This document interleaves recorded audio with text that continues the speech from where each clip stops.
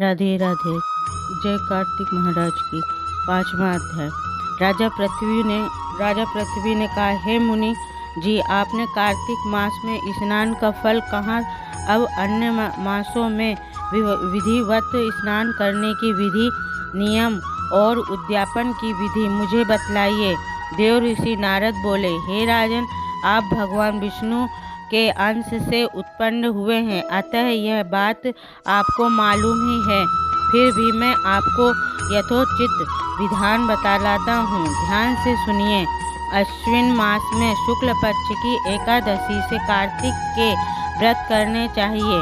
सुबह ब्रह्म मुहूर्त में उठ के जल का पात्र लेकर गांव से बाहर पूर्व या उत्तर दिशा में जाएं। दिन में यथावत शाम को कान पर जनेऊ चढ़ाकर पृथ्वी पर घास बिछा के सिर को कपड़े से ढककर मुंह को बलपूर्वक भली भांति बंद करके थूक व सांस को रोककर मल व मूत्र का त्याग करने के पश्चात मिट्टी व जल से भली भांति अपने गुप्त अंगों को धोएं। तत्पश्चात जो मनुष्य तदान्तु दातून नहीं करता, उसके सब मंत्र निष्फल हो जाते हैं।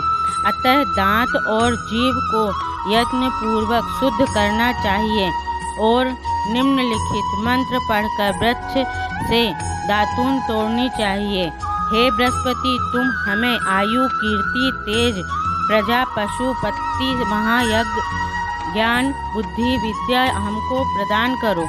यह मंत्र पढ़कर दूध वाले वृक्ष पर से बाहर उंगली की दातून तोड़कर करें। व्रत या श्राद्ध के दिन दातून नहीं करनी चाहिए। प्रतिपदा, अमावस्या, नवमी, छठी रविवार को चंद्र तथा सूर्य ग्रहण में दातून करनी चाहिए। कटीले पेड़ों, कपास, पीपल, बरगद और निर्गंध इन पहाड़ों की दातून करनी चाहिए। पश्चात भली भांति स्नान करके फूल, माला, चंदन और पान इत्यादि पूजा की सामग्री लेकर प्रसन्न मन व भक्ति पूर्वक भगवान शंकर के मंदिर में जाना चाहिए। वहाँ सभी देवी देवताओं का आचमनीय आदि वस्तुओं से अलग अलग पूजन करना चाहिए। प्रार्थना एवं प्रणाम करना चाहिए। फिर भक्तों के स्वर में स्वर मिलाकर श्री हरि का कीर्तन करना चाहिए। मंदिर में जो गायक भगवान श्री हरि का कीर्तन करने आए हों, माला, चंदन, तांबुल आदि से उनका पूजन करना चाहिए, क्योंकि देव स्थानों में भगवान कीर्तन करने वाले भी साक्षात भगवान विष्णु की ही मूर्ति होते हैं। यह लोग सतयुग में विष्णु जी को अपनी तपस्या, योग और दान द्वारा भगवान को प्रसन्न करते थे, मगर कलयुग में भगवान गुणवान की भगवान श्री हरि को प्रसन्न करने का प्रधान साधन माना गया है। नारद जी ने कहा, राजा पृथ्वी ने से कहा, हे राजन, मैंने एक बार भगवान से पूछा, हे प्रभु, आप अधिकतर कहाँ रहते हैं?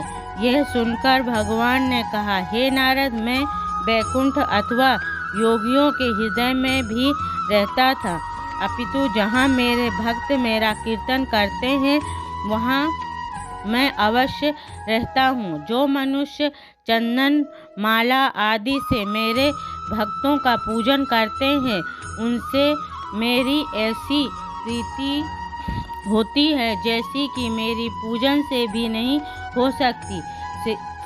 शिरीष, धतूरा, गिरजा, चमेली, केसर और कंदार तथा कटहल के फूलों व अक्षतों से भगवान विष्णु की पूजा नहीं करनी चाहिए। अड़हल, कंद, गिरीश, जूही, मालती व केवड़ा के पुष्पों से भगवान शंकर की पूजा नहीं करनी चाहिए। लक्ष्मी के इच्छुक पुरुषों को तुलसी पत्र से सूर्य नारायण की पूजा नहीं करनी चाहिए। जिन देवताओं की पूजा में जो फूल निषेध हैं उन्हीं से उनका पूजन करें। पूजन समाप्त करने के पश्चात भगवान से क्षमा प्रार्थना करें, यथा हे सुरेश्वर, हे देव, मेरे पास न मंत्र है न क्रिया है, मैं भक्ति से भी हीन हूँ। जो कुछ भी पूजा मैंने आपकी की है उसे पूरा करें। ऐसी प्रार्थना करने के बाद दंडवत प्रणाम व 2 क्षमा प्रार्थना करके भगवत कीर्तन करना चाहिए। श्री हरि की कथा सुननी चाहिए और प्रसाद ग्रहण करना चाहिए। इस तरह बताई गई विधि के अनुसार जो मनुष्य कार्तिक व्रत की अनुष्ठान करते हैं वह संसार के सभी सुखों को भोगते हुए अंत में मुक्ति को पाते हैं।